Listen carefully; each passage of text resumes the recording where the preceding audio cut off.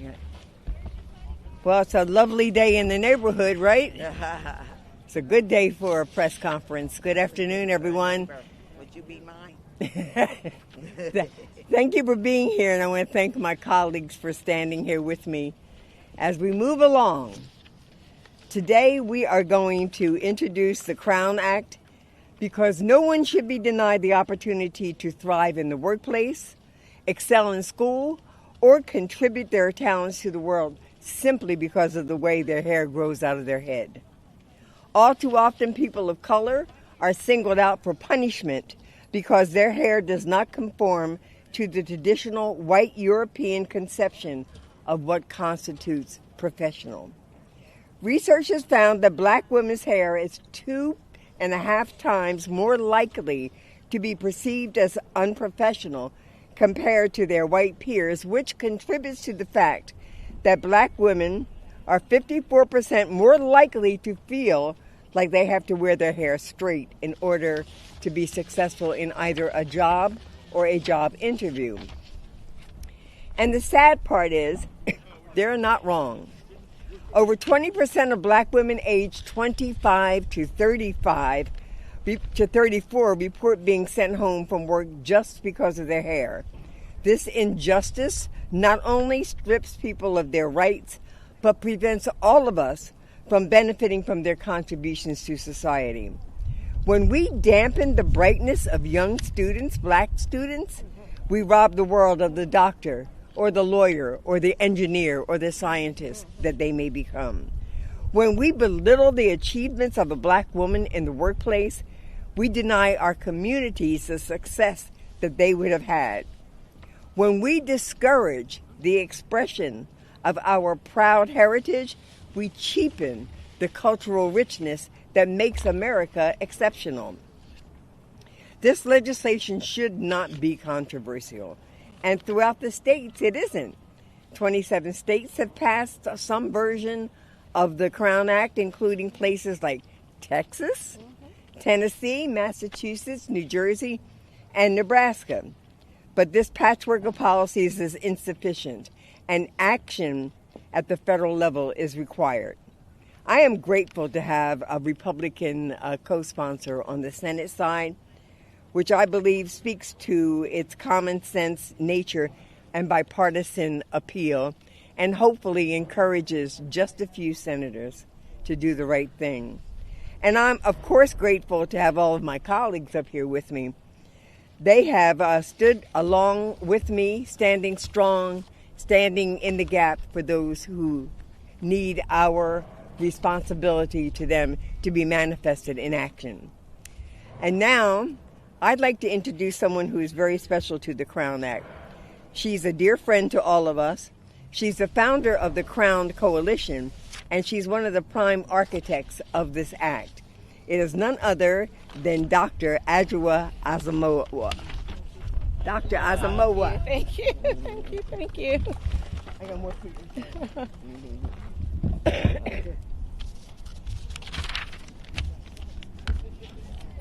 Thank you all for being here this afternoon. Again, I am Dr. Adjoa B. Asamoah, and I am known as the Crown Act champion and scholar, as I have conducted rigorous research about race-based hair discrimination, conceptualized the policy change, developed the national legislative, social impact, and coalition building strategies for this movement, and I lead it nationwide.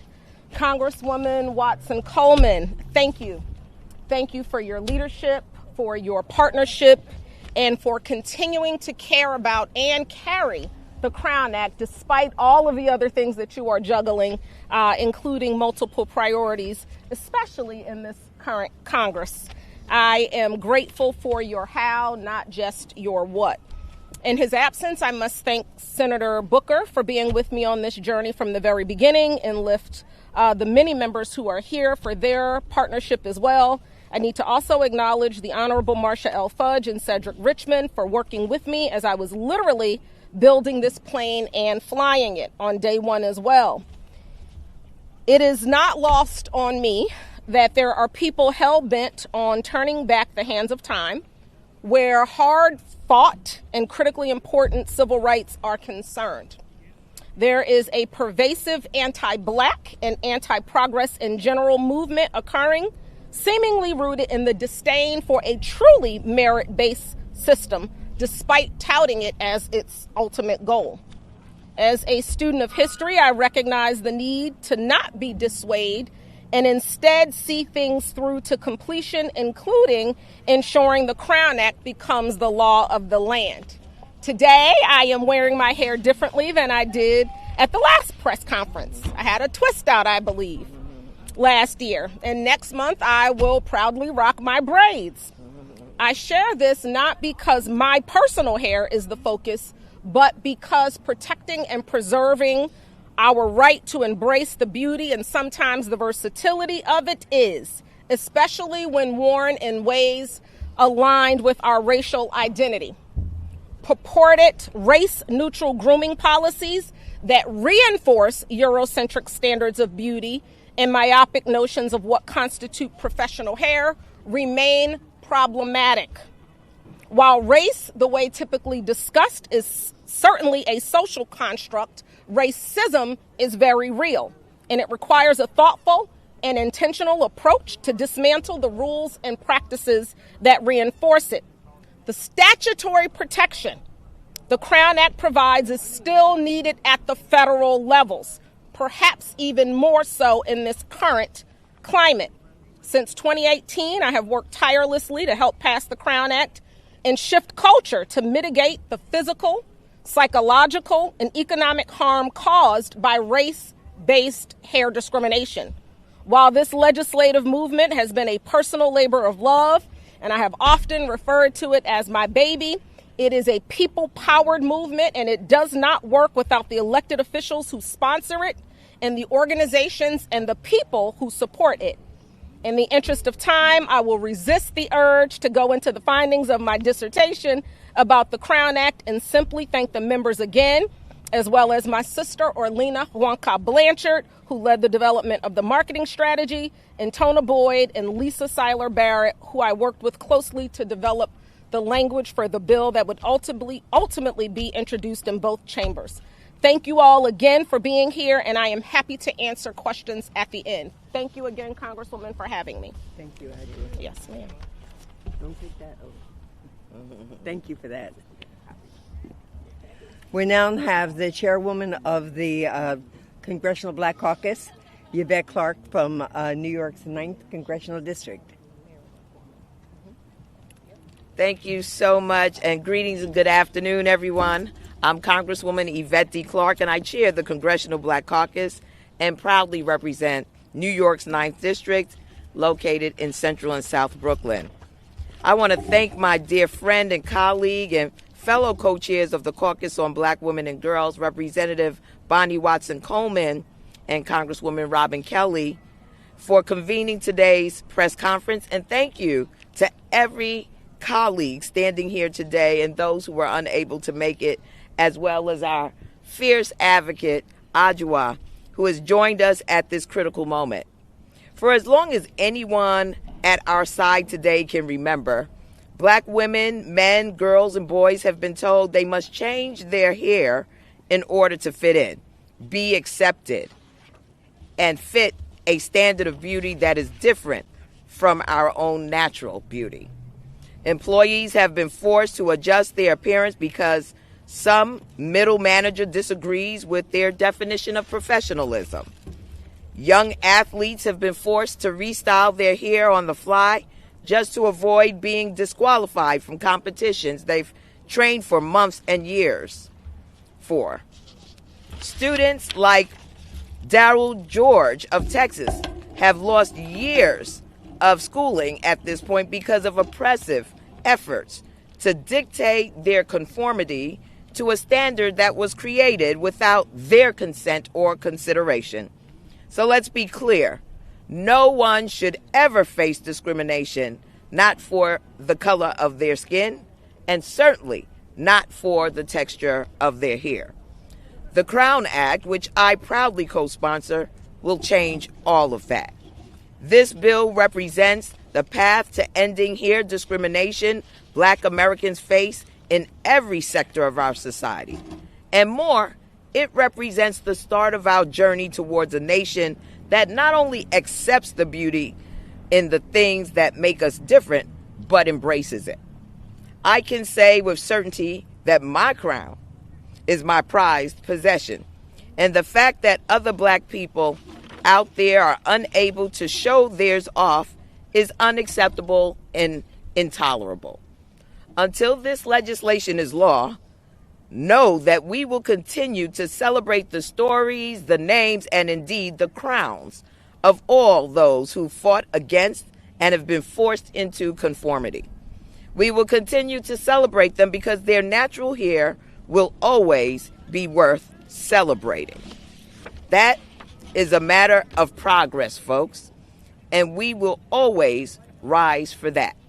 Having said that, let me thank you all for attending today's press conference and yield back to my dear sister and colleague, Bonnie Watson Coleman. It's easy. Thank you. Thank you. We'll now hear from Representative Gwen Moore, who is from Wisconsin's 4th District. Thank you so much. Thank you so much, Representative Watson Coleman. Thank you for reintroducing the Crown Act. And I want to join my colleagues in thanking Dr. Adjoa, for doing the research and providing us with this legislative initiative. So many of you out there may be thinking that this is just some abstract stuff. This is an abstraction. Like, what's the big deal about your hair? Well, I am a living testimony to what hair discrimination means. Starting from when I was a little bitty girl, facing often internalized racism from black people as well as white people, laughing at me, teasing me about my hair and my afro before afros were stylish. And I remember developing low self-esteem around the one reason that my hair was nappy, coiled, kinky, curly. I remember growing up and going out into the work world. And I remember a black doctor, physician, was working at a healthcare center, whispering to my employer that they shouldn't let me walk around with my hair looking like that, lest I destroy their business. I remember when I first ran for Congress, how my handlers, people who loved me, people who believed in me, said that I needed to wear my hair in a coiffed hairstyle. I needed to look presentable for campaign mailers and pictures. And wearing that presentable hairstyle meant using chemical relaxers. And during my summer campaign, my hair would burn from the sun having contact with my chemically treated scalp. It meant trying to keep my hair straight for a grueling 20-hour day campaign. And that was hard to do. In the hot sun, the minute you moved, your hair would curl up, nap up. And it meant trying not to move too far so that I didn't have the unpresentable look of being black. And instead of worrying about my campaign message, I had to worry about my hair. And I know that I am not alone.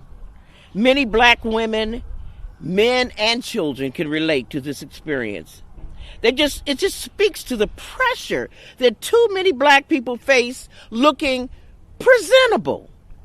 And if you wear or style your hair in the so-called wrong way, it can lead to firings and school suspensions. Yes, it's true. You heard Bonnie Watson Coleman talk about young athletes who had to cut their locks off in order to be able to participate in wrestling. No one's hair should be criminalized or penalized because of the way your hair grows out of your head. And the Crown Act is not just about hair. It's about building inclusion and equity in our society. It's about not creating a platform for bullying. It's about not creating the environment for people of color to have low self-esteem about an immutable characteristic, unless they mutilate themselves in order to be acceptable. And as we face this vicious backlash against diversity, equity, and inclusion, and our effort to erase people of color's contribution out of history, it's vital that we stand here proud and reaffirm that all hair is beautiful and presentable. And so I'm proud to come full circle and stand with you all here in the fight for the Crown Act. And I just want to thank you all, and thank you again, Bonnie. Thank you, Representative Moore, and thank you for sharing your story. And now we'll hear from Congresswoman Robin Kelly from Illinois, who is also the co-chair of the Congressional Caucus of Black Women and Girls. Yay. Good afternoon, everyone. I'd like to thank, first and foremost, Congresswoman Bonnie Watson Coleman for inviting me to speak today and for introducing the Crown Act. Hair discrimination is racial discrimination, period. My niece, who's a hairologist and a psychologist, testified for the Crown Act in Maryland. So thank you, Doc. Every day she sees the mental health impact of women making decisions about their hair. In fact, she wrote a book. Some people may think it's just hair. What's the big deal? As my colleague said, Black women with coiled or textured hair are more likely to be deemed unprofessional, face microaggressions in the workplace, or feel pressured to straighten their hair. So it's not just hair. This is about how Black women and men are treated. As the co-chair of the Caucus on Black Women and Girls, I believe Black women should always, always, always be given equal opportunities just as we are. But over half of Black women feel they have to straighten their hair just for a job interview. The time when Black women should change their hair to fit in is over. This is 2025. It's time for the law to change and prevent hair discrimination. Thank you much. Thank you, Representative Kelly. Yeah. There's been some preaching here today. I'm delighted to bring before you a young man that has just made his mark on Congress from the day he sort of stepped foot and took his oath. He promised me he was going to blow his hair out so that when we did this, it would be out to where it is. I suspect it's really about that long. Yeah. But it's a little bit more than generally. So I'm delighted to have him because his is another perspective.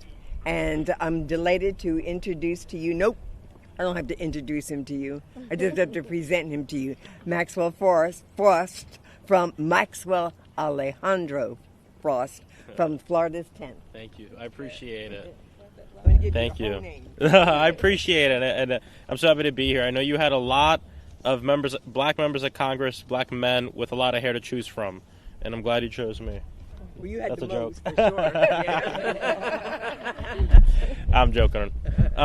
Either way, good afternoon. My name is Maxwell Frost, and I proudly represent my hometown of Orlando, Florida, here in Congress. And I'm here today because I believe that natural hair belongs everywhere. I'm thankful to Congresswoman Bonnie Watson Coleman for introducing and continuing to be the champion for the Crown Act here in Congress, because for far too long, people who in one shape or another want to continue to feed into systems of oppression and have their power deemed, they want to use their power to deem natural textured hair is not good enough. But let's be clear, nobody should be discriminated against because of the color of their skin, and nobody should be discriminated against because of the texture of their hair. And that hair discrimination is a form of racial discrimination. Because when only textured hair, curly hair, afros, cornrows, or anything else that's a non-Caucasian hair is called out as unprofessional for work or as a distraction at school, that is racism. As a nation, we should be outraged every time we hear a story of a young person being disciplined at school because of their natural hair. We should be outraged by the fact that Black women's hair is 2.5 times more likely to be perceived as unprofessional when compared to their non-black counterparts. We should be outraged that young black professionals feel the pressure of hair discrimination the most. Too often, employers and schools want to punish people for how hair grows out of their head and how they choose to style or manage their hair. That is flat out wrong. It's time for the halls of this institution to do something about it. You know, I gotta say too, I grew up, I'm black, Afro-Latino. I grew up, I was adopted at birth. I grew up in a white household. My hair is different than both of my parents' hair, than my cousin's hair.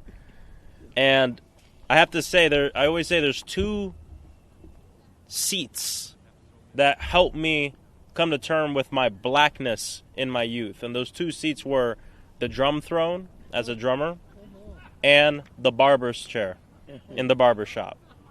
Those were the two places for me as a young person. Because to be honest, especially growing up in there's a lot of colorism in the Latino community against black Latinos. And I've experienced people who do really love me come up to me and say, you got to get your hair pretty. You got to make it straight. From people who loved me. And I believed it for a long time until I stopped believing it. I know that everyone has their own stories and nobody should be denied a job, education, or opportunity because of the texture of their hair. Natural hair belongs in the halls of Congress, every business, place of work, and in classrooms around the country and beyond. And I did cut my hair 2 weeks ago, so that's why it's not as long. But next year, I'll grow it out even more. So either way, thank you so much for having me.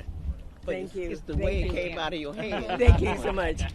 I hope we don't have to reintroduce this again. I do hope that this gets through the House and then gets through the Senate and even gets to be signed by the current president of the United States of America. This is not a controversial bill. This is an issue of fairness. I don't know if you have any questions. I know we've been here plenty of times, so we may have answered all your questions. But while we have the scholar here, if there's anything that you'd like to ask, please do. If not, thank you for showing up again for us. Thank you. Thank you. Thank you.